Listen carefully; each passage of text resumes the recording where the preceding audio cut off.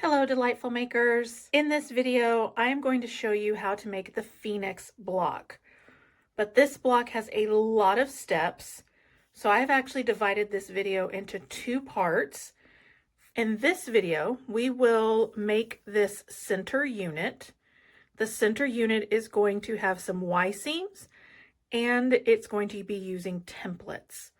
In the second video, we will make these units. These are just half square triangles, but we will make these units and then put the whole block together. The templates for this block are located in the description below. You only need the templates for this center block, and the cutting instructions are also in the description below. There is no separate pattern for this. You just need the templates and the cutting instructions, and then I'm going to walk you through each step in the video. So let's get started with making our center unit. So the first step, we will make our templates. And all I did was trace my templates onto, this was actually a cracker box. And then I just cut it out on the lines so that I have the paper template shape now on something a little bit sturdier. So I have my templates for A, E, and H. And the thing about A is you don't really need a template. A is 1 1/4 by 1 1/4. So I just cut a square, 1 1/4 by 1 1/4. So that is my A. Once you have made your cardboard templates, you're going to trace them onto your fabric. So this is my E fabric. It's my medium pink. Now this is the right side, so we want to place it with the wrong side up because this is the wrong side of the fabric. So we can place the template and then we can just trace around it. And you can see how much easier it is to trace with the cardboard. All right, so this one I will cut out with just regular scissors. And that line was a little bit on the outside of my template, so I'm gonna cut right on the line. So trace all of your templates. You need 4E, you need 4H, and then A, of course, you can do the template or you can just cut your 1 1/4 by 1 1/4 square. So I'm going to continue tracing my templates and then cutting them out so that I have all my templates, and then I will show you how we can piece all of this together. All right, so I have cut out all of my pieces. And I will say that for me, since I'm just doing this for one block, I did decide to trace and then I cut them all out with scissors. Now, there is one more step that you need to take before you start piecing, because this step makes it a lot easier to piece because we're going to be doing some Y seams. So on the back, you need to draw a line 1/4 inch inside each of these pieces. And you can see on the template pieces how that gives you the actual shape of what's going to show up in the front of your project. So you will put a 1/4 inch line inside each of these, and then a 1/4 inch inside each of these. So like for this one, I just need a little square inside my main square. So I'm just going to line this up on the 1/4 inch line, and I'm just going to draw a line from the 1/4 inch mark here to the 1/4 inch mark here. I'm going to do the same thing on each side. So that gives me like my little box in the center. Now you are doing these on the wrong side of your project.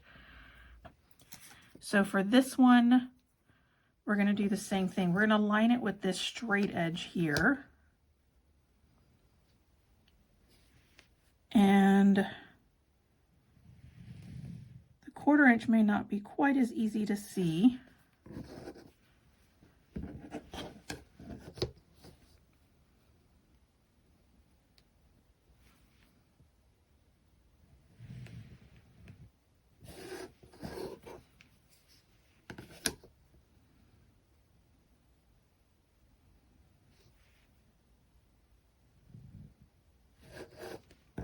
So we will do it like that for this piece, and then I will show you this piece. So again,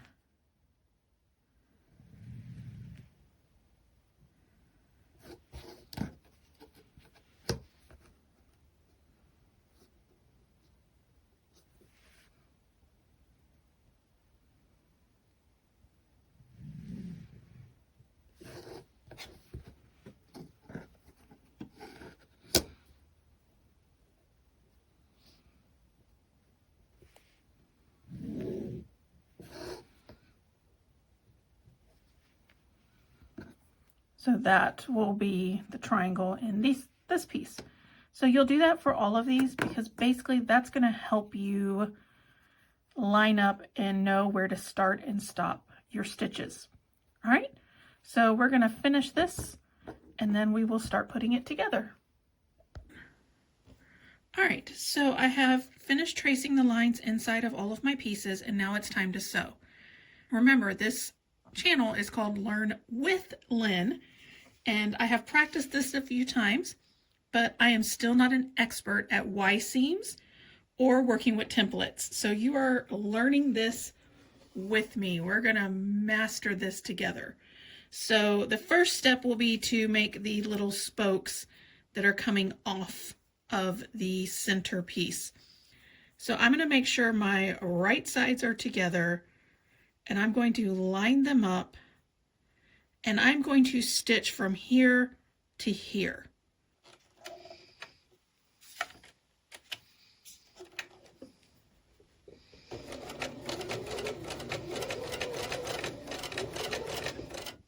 Now, one thing that I did, because I'm working with such a small piece, I lowered my stitch length. Right now it's at a 1.7 and that seems to be okay.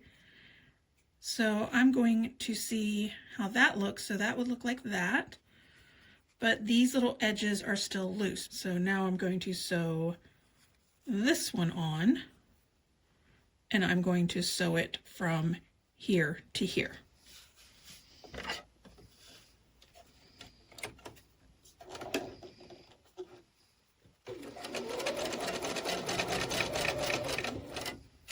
Okay, so now it's going to get a little bit hairy.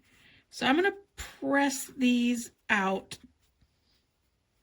just with my finger for now. I'm not going to press anything with the iron.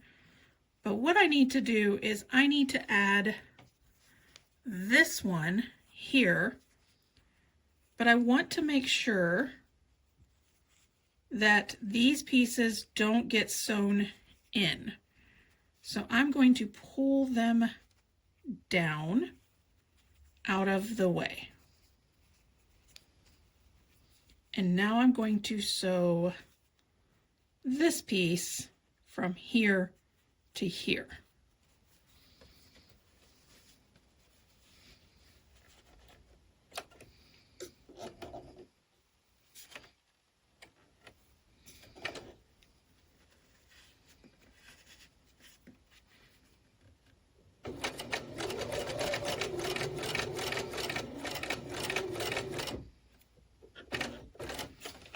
Okay, so there you can see how they're going together. And then I'm going to sew this final little piece from here to here. You can use pins and clips to help keep some of these extra pieces out of the way and make sure you're lined up properly.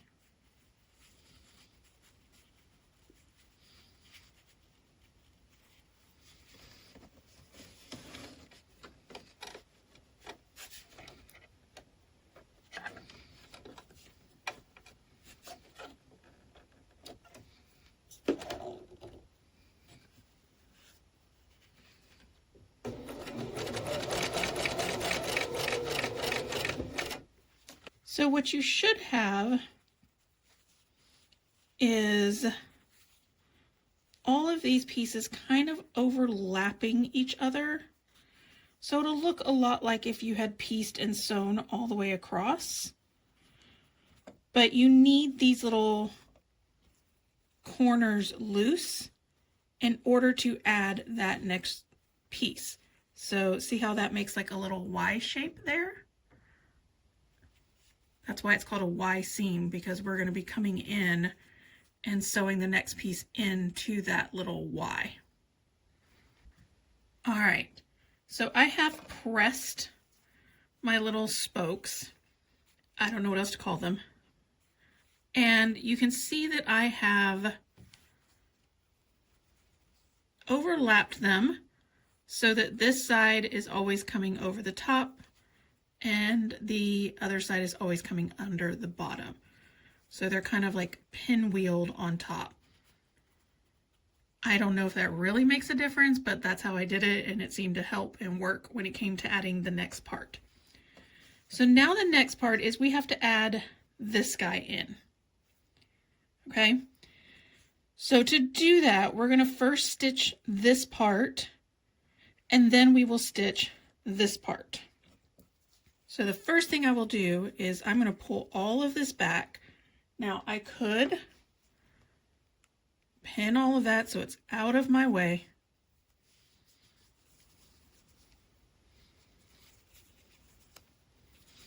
That one too. Because I'm working with this piece right here. I don't want to accidentally end up stitching this guy into it. I'm going to line this up right here with this edge.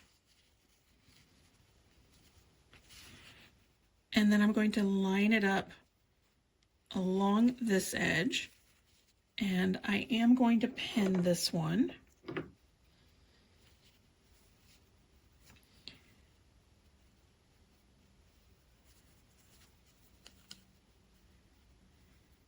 And one thing that you might want to pin and double check is that this point right here is lined up with the point on the other side. So we're going to need to move that just a little bit. So we're just stitching where that point intersects. And I may want to make sure it's matching, yep, to where this point intersects.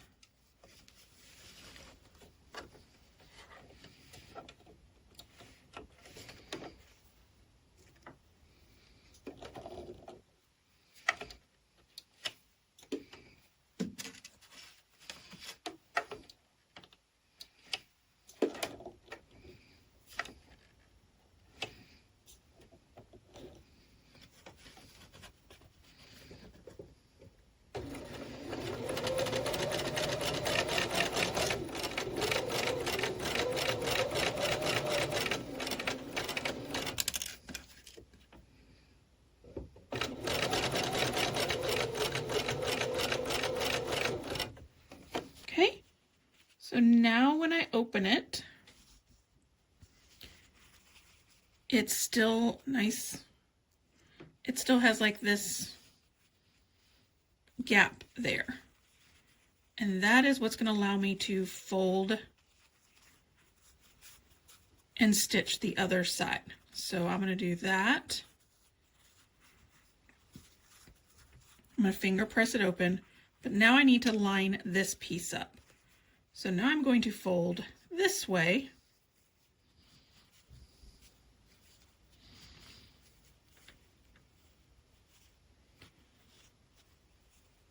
And that seam allowance should not have gotten caught in there. So we're going to unstitch it.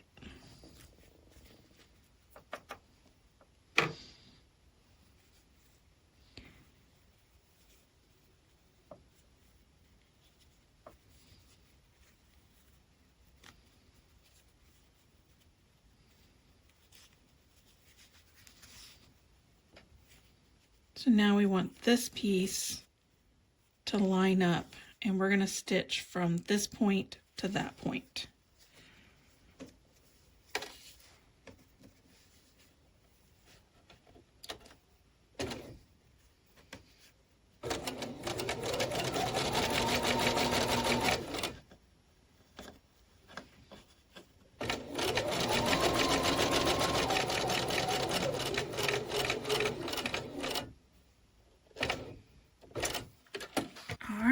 So if I ended this correctly at this point and it lined up with this one and with this one, then when I open it,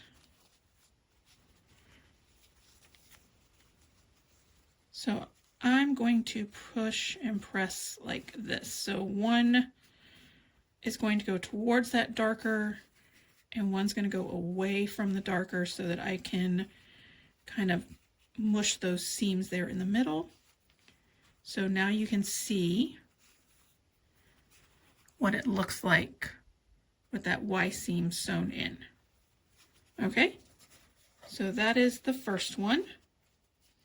And we're just going to continue to do that with all the others, where we will take this and I will move all of this out of the way, sew this down, and then move everything out of the way again and sew this way down. And that is how I'm going to get these little inset pieces. They are hard. It's not easy. So be patient with yourself. Give yourself some grace, because even mine, it's not quite perfect, but I'm happy with it. All right. So like I said, this is hard. This is a more advanced skill. Just give yourself grace and be patient. Really pay attention to starting and stopping on your lines and those 1/4 inch seams, and you will be able to get this just right. Okay? All right, so we have finished our center block. So you have your little centerpiece. This is how I pressed it on the back. I kind of pressed it in a circle. And one thing you want to try to make sure is that the points here at the tops are at least a 1/4 inch from this corner. Because if your points are too close, like here is my first try at this, or one of my first tries, you can see my point comes all the way to the edge, and so when I put my 1/4 inch seam in there, it will cut off that point. But like this part right here, where that is further away from the edge, when I put in my 1/4 inch seam, I will still have a point. So that is something else you want to think about when you are making this little centerpiece. So that's the end of the part 1 video. We have made the center unit. You can get the templates for the center unit below in the description. Just remember to take your time, give yourself grace. You can do this. See you in part 2.